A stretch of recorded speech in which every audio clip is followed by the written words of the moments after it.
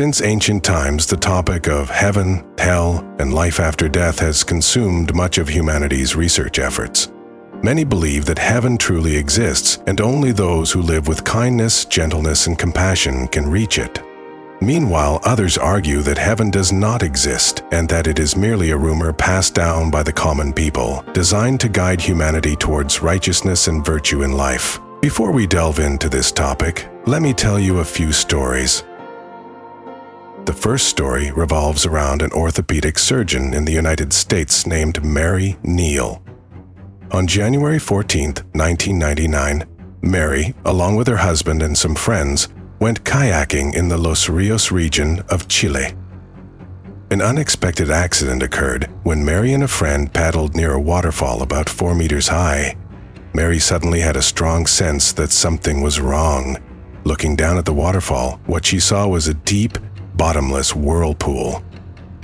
Immediately, the front of her kayak hit a rock, causing Mary to be submerged underwater and trapped under the boat's body. Everything happened so quickly.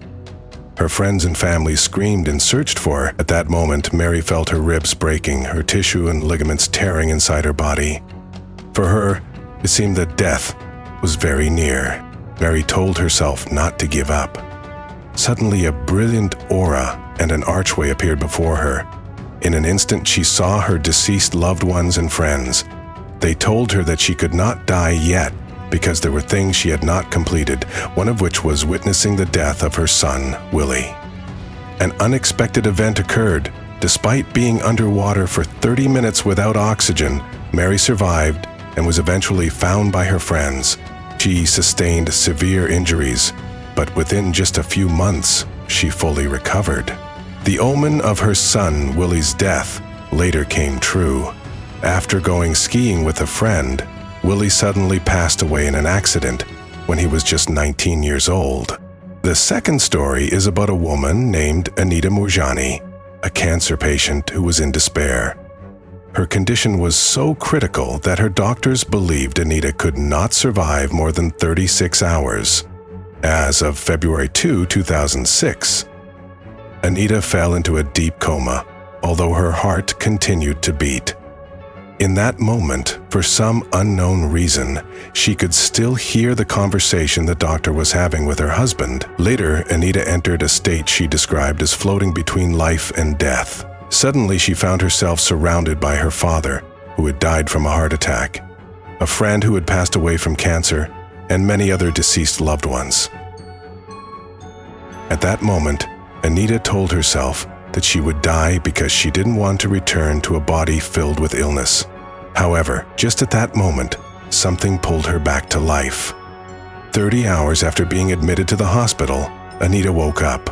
A few weeks later, the doctors could find no evidence of cancer in her body. After that, Anita lived a healthy life, just like any normal person.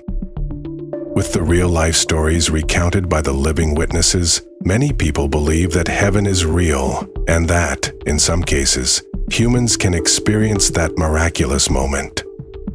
Dr. Eben Alexander, a neurosurgeon, is one of those people. He is also among those who had a direct experience of heaven, just like Mary and Anita.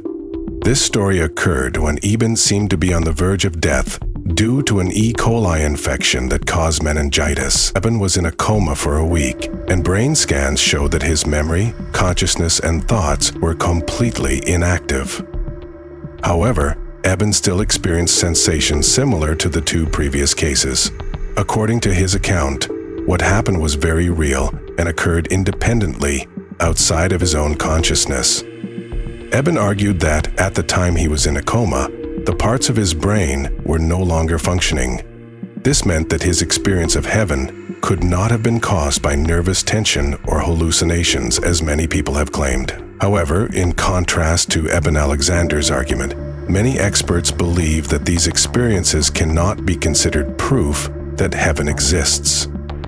The reason for this is that, according to Eben, his brain was not functioning during the experience. But if the brain wasn't active, how could Eben perceive what was happening around him, and how could he remember the story to recount it later?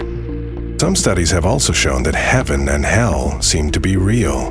The Weekly World News published a shocking photo in 1994. The photo was taken by the Hubble Space Telescope on December 26, 1993, just days before it was sent for repairs. This photo was secretly captured by a scientist from a classified image. The image depicted a very unique scene, resembling a glowing white city floating gently in the blackness of space. After seeing this one-of-a-kind image, researcher Marcia Masson confirmed that this was indeed the heaven of legend, because life as we know it cannot exist in the freezing void of space without air. That is heaven. That is the evidence we have always been searching for. Even he, along with NASA analysts, couldn't believe their eyes when they saw the photo. In the end, they all concluded that the photo was real and explained that it could be the City of Souls. After concluding that heaven exists, he also believed that hell would exist.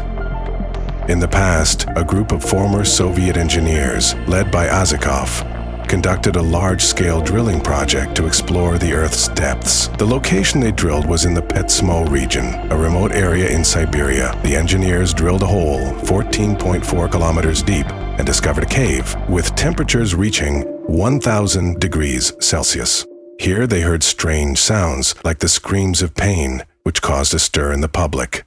However, NASA has always denied the existence of hell.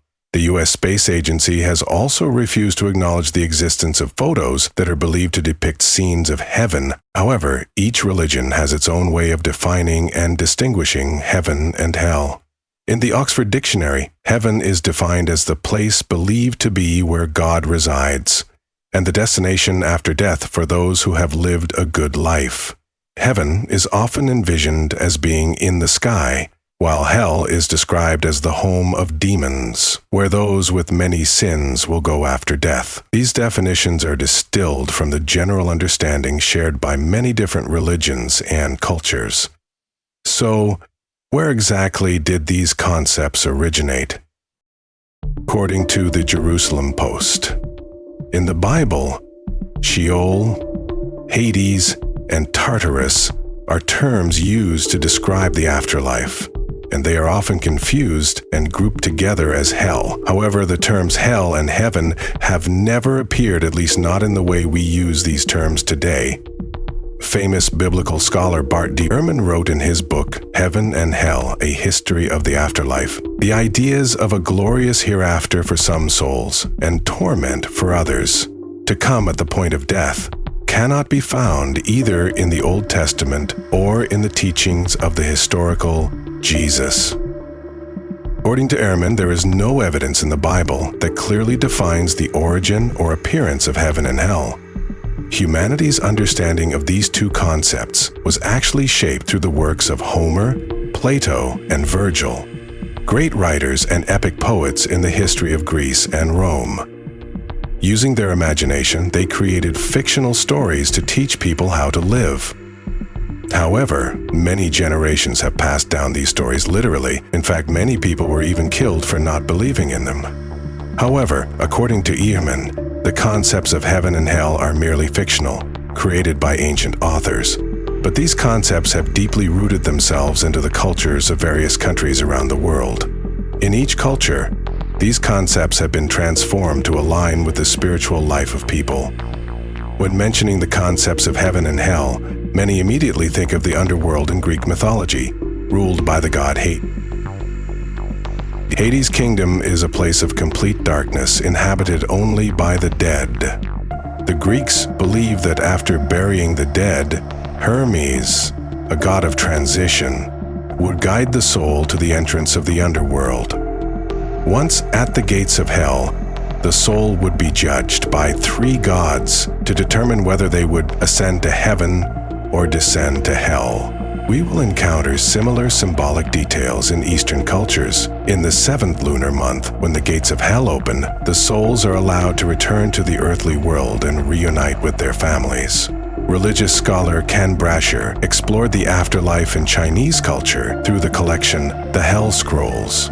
These eerie paintings depict an underworld filled with torments and demons. The souls must undergo punishments in various levels of hell, each corresponding to different degrees of suffering. Each level of hell represents 7 days of punishment. At the final level, the sinners are given a bowl of soup from the goddess Mangpo to forget all memories of their past life and enter the cycle of reincarnation.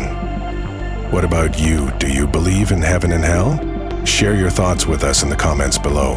Don't forget to like, subscribe to the channel, and turn on notifications to stay updated with our upcoming videos in the Decoding series.